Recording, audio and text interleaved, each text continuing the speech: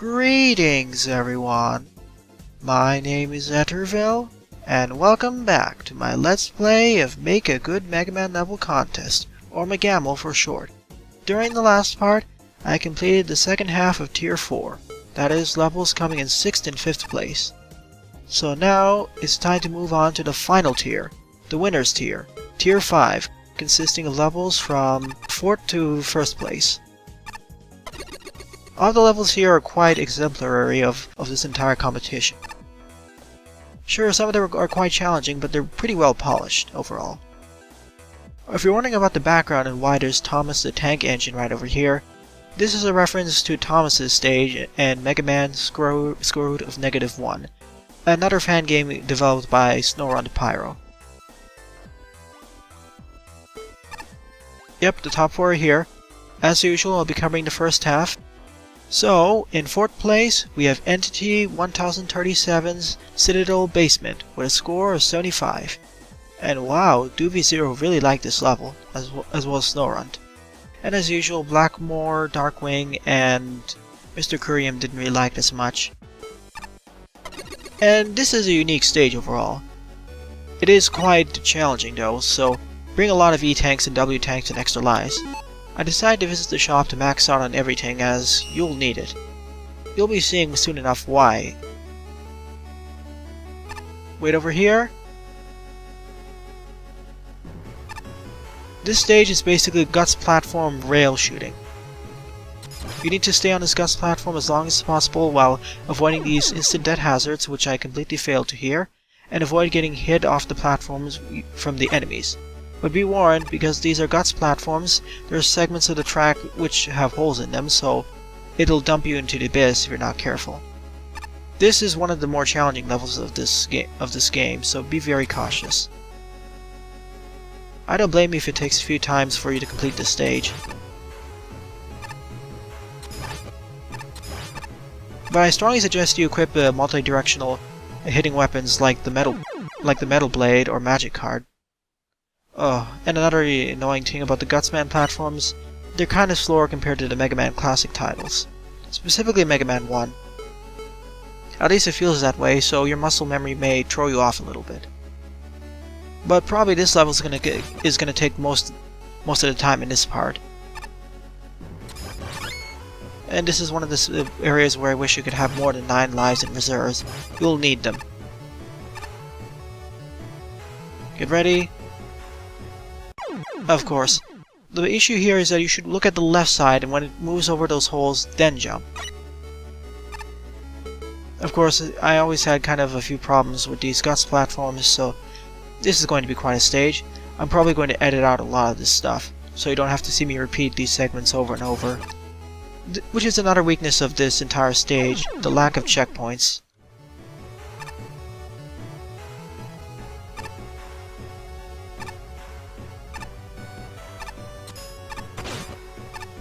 As I was saying, it's not really the fact that there's not enough checkpoints, it's more like the spacing is a little bit off, if you ask me. I really wish there was either more checkpoints or to place in more safer places. Like over here, I really wish there was a checkpoint here, but sadly there isn't. I want to check that extra life because I lost several lives. In fact, off screen I actually had to reset the stage because I was doing such a terrible job. Make sure to stand on these platforms if you don't want to get skewered by the spikes at the bottom. This is another vertical segment. Not too bad yet. But oh, the stage gets much harder soon enough. Be careful and be on your guard.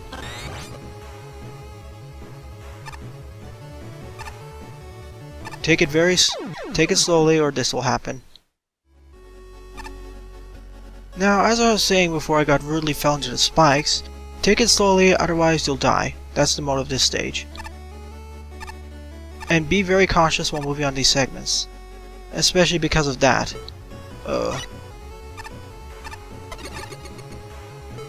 That's going to be a slight problem. Can I let's see if I can call you down, Rush Coil. Let's see if I can do this, otherwise I'll just cut. Oh no, this is gonna take a few attempts. Whew, that was way too close. And I think this is a checkpoint, but I really think there should have been a checkpoint before. I'm not kidding when I think this is the second hardest or toughest stage in the entire compilation game. Yes, I'm also counting the quickening. It does feel fair, but oh my goodness, it's so challenging with all the instant death pits. And that was my fault, of course.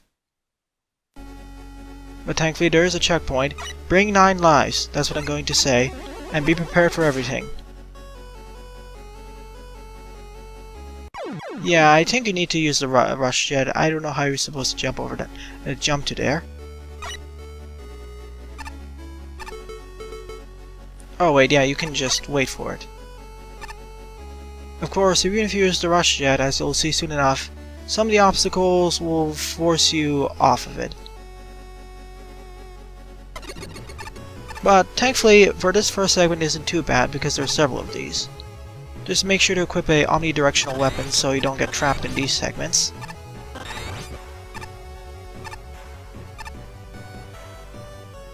But this was kind of easier compared to the first segment, as you have more time and you don't have that many holes that you have to carefully dodge over. But you do have to race this in order to get back to it. Like over here. Whoa, that was a little bit too close for cutting it too close for comfort. But it's segments like these I feel which were more fun compared to the previous first segment.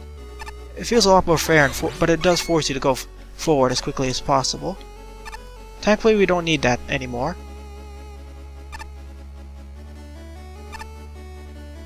Just be careful because it can shunt you into the pit if you're aligned just so correctly with it. And now we need to wait for another one to come back in order to progress with the stage. Hopefully one does spawn.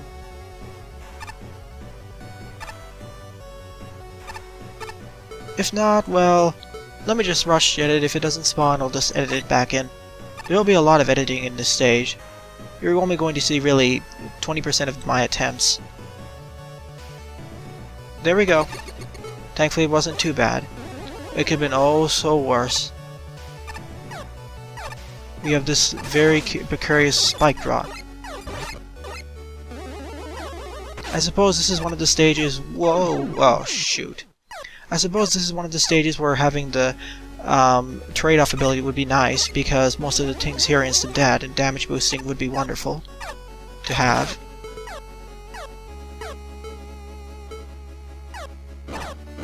Whoa, that was bad jumping there on my part. Careful sliding is necessary here. Jump down here. This is the final corridor segment, if I recall correctly.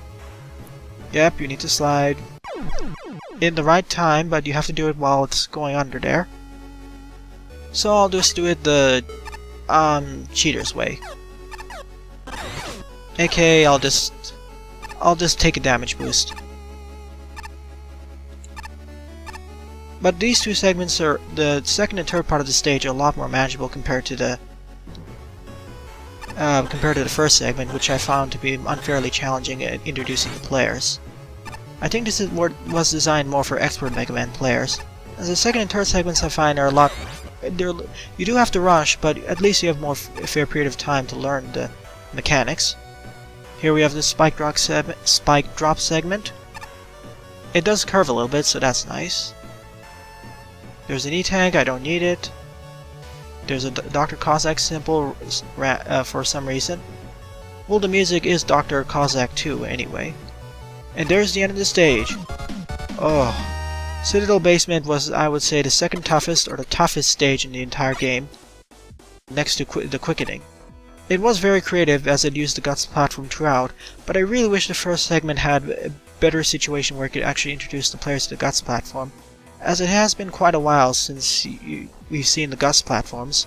I only remember seeing them in Gutsman stage in Mega Man 1, and Powered Up, and maybe some fan games in 1 or 2 official games. I don't recall correctly on the official games. The second and third segments were I feel a lot better designed, especially the second segment because I felt it was less punishing. Especially as you could use the rush jet to skip several portions of this. But the main focus of this stage was kept concise with the guts lifts, so I do give it that. And there was a race at the end of the stage, which I half failed and cheated with the rush jet, but oh well. It is quite punishing. I would say it's the second most punishing. I would like 1 or 2 more checkpoints though. 1 checkpoint out between the first and second segments. But it did give me a lot of adrenaline though. No comment there. V0 was the highest rated here. Whoa, that's a long one.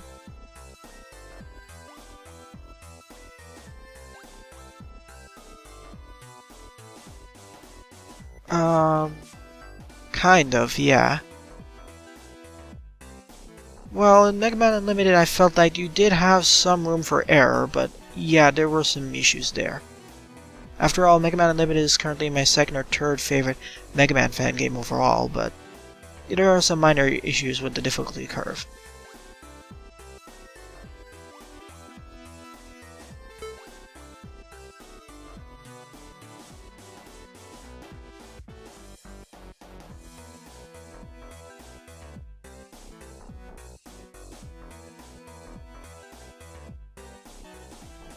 I don't remember what those Saturn enemies are.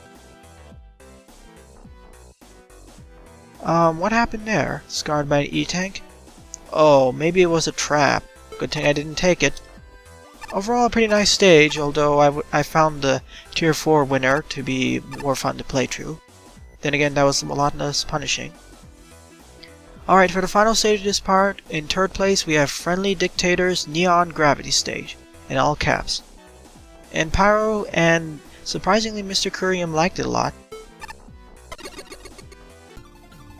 This reminds me a lot of Kirby. And it does have one unique gimmick in addition to the nice looking rainbowish background. This. Note the fact that these gravity orbs or whatever, they'll guide the shots along whichever direction they are. So like the shot man, it's spinning these projectiles around, so you have to be a bit careful while trying to hit these. There's a way to destroy it, of course. That is...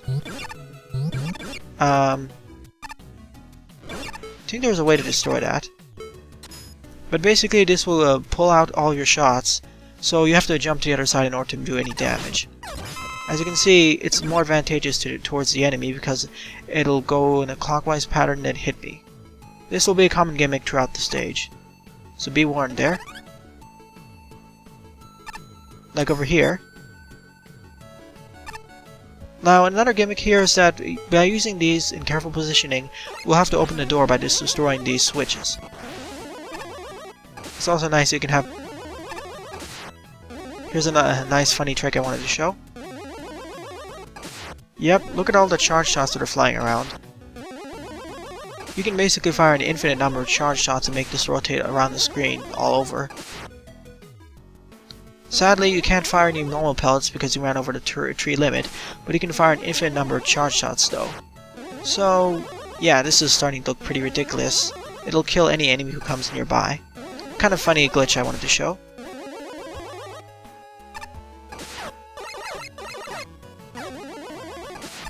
Here you need to position your shot just in the right way so it actually hits the switch there.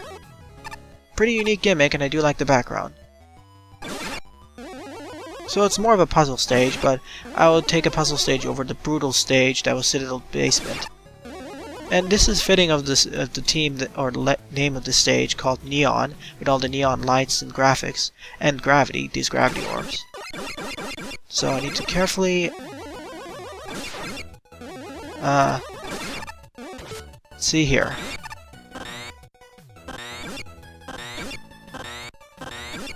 I need to position it just in the right way, like a sinusoidal wave. Not like that, of course. And so it'll hit that. So as you can see, I'm almost getting that.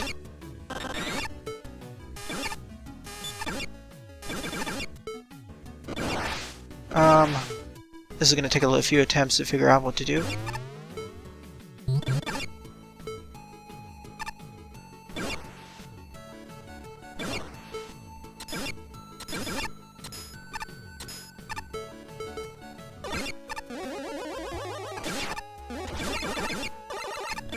There we go.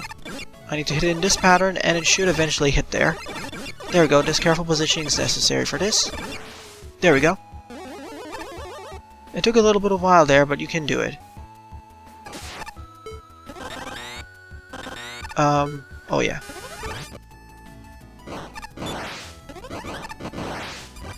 There's an invisible gravity orb somewhere. Of course, you still need the buster shots. Wonderful. Well, they did think about that trick, of course. And you have these Saturn enemies from before. The enemies are very simple to deal with, as you can see. The real challenge of the stage is the puzzle elements, which I do enjoy. It's a nice change of pace, as I said. Hello, Sniper Joe. Goodbye, Sniper Joe. Now we have to worry about the Sniper Joe firing shots that go all over the place. I'm just gonna run past it. Go down to continue on to the next part of the stage. Let's see, where's gravity? There it is. Ow.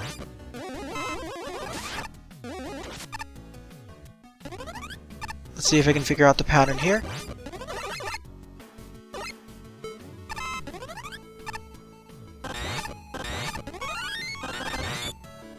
Yeah, and if you're wondering, you can't cheat it like that.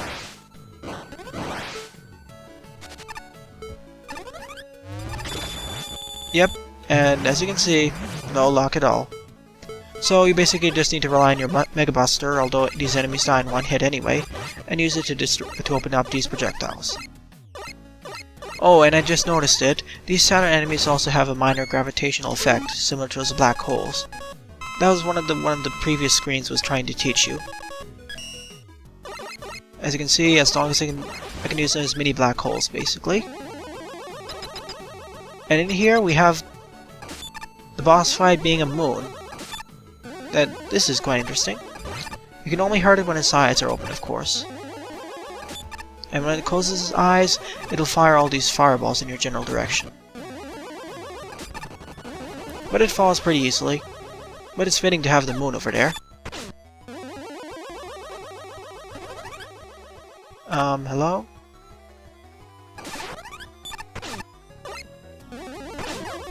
I'm just gonna move back in. There we go. I really don't want to deal with that in this situation.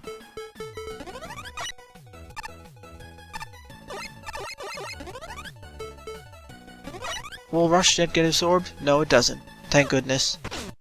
Of course, now that Sniper Joe can jump up and just stab me that way.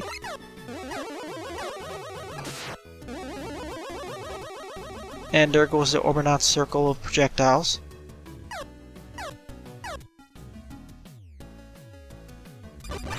But of course, once it does it, it can't hurt me anymore.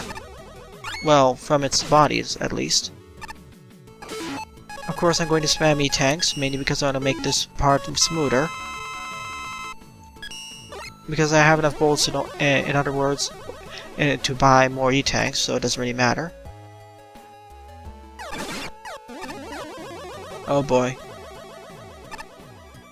But yeah, I do like how this gravity gimmick's being explored more and more. With us using it to open up obstacles, those Saturn enemies being mini black holes, and now enemies using it to block our path.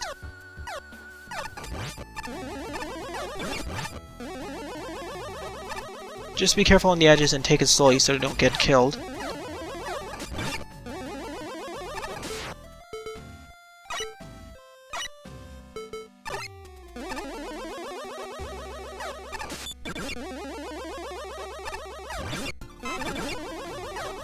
Oh boy. When making these jumps, I'm very wary because of enemies may just stab me.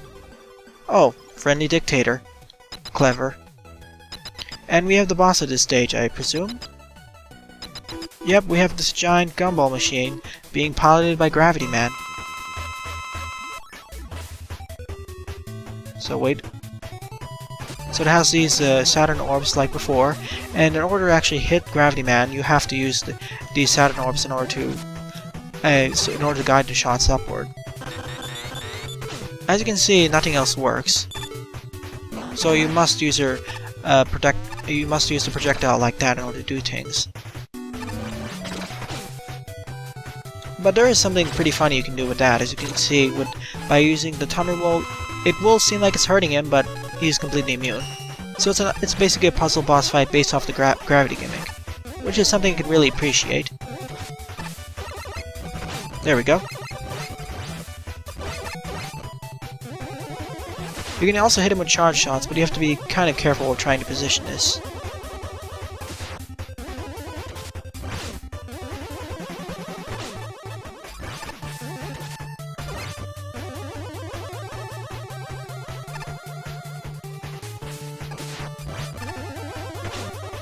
And you have to be kind of careful of those two pellet shots he fires once he releases one of those Saturn tellies.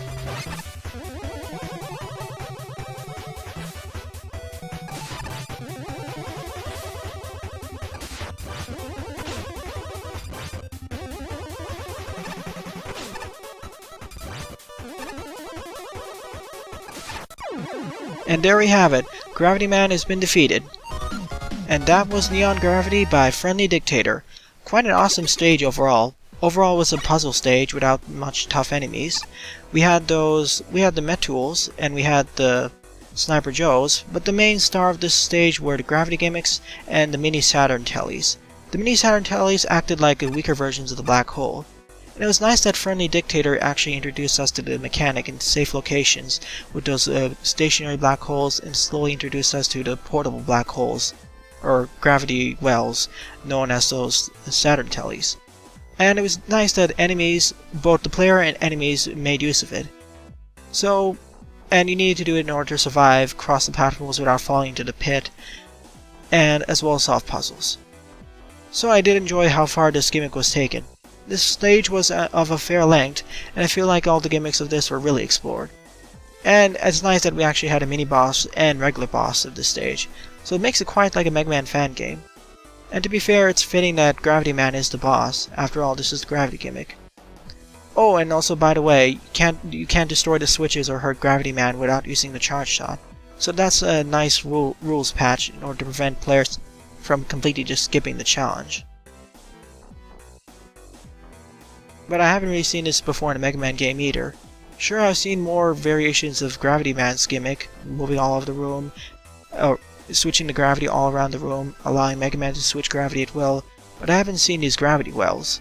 Well, outside of Mega Man X3, but that one is a very gimped implementation.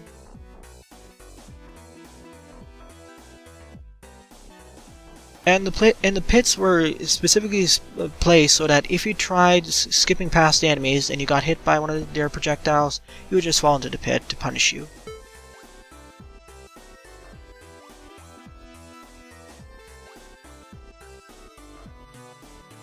It didn't take me too long, but I feel like the enemy placement was designed to be irritating, so you can specifically use the gravity wells to do it. To kill them. Otherwise, it would be annoying to take care of them. But the neon background is amazing. It's one of the best backgrounds in this entire game, I would say.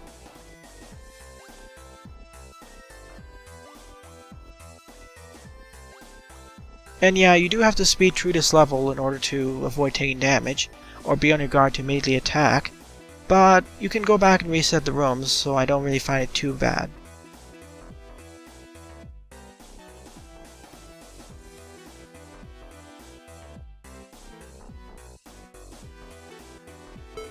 And you couldn't cheat it with Metal Blade, although you saw some funny interactions with the Thunderbolt on the switches in Gravity Man.